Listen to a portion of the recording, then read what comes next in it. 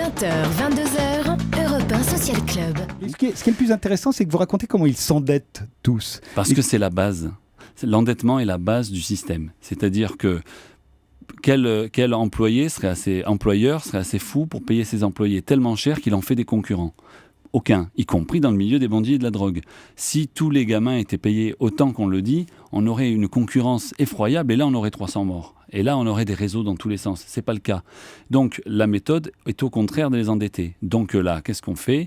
On les fait rêver d'abord dans un premier temps. Donc pendant quelques mois de leur vie, ils vont vraiment gagner de l'argent. Ensuite, on leur impose un code vestimentaire qui est bling bling. Voilà, c'est dépensons le plus de fric possible avec le code en vigueur. Alors en ce moment, on est sur un anneau à 300 € à l'oreille. On est sur des chaussures, je ne vais pas les citer, bien précises. Et ça varie de temps en temps, mais ce qui est marrant, c'est que toute la ville est prise. Toutes les cités en même temps, les mêmes chaussures, les mêmes trucs. Ça, c'est étonnant. Il y a les mêmes survêtements, je ne cite pas les marques, mais il y a les mêmes trucs au même moment. Et ça coûte une fortune.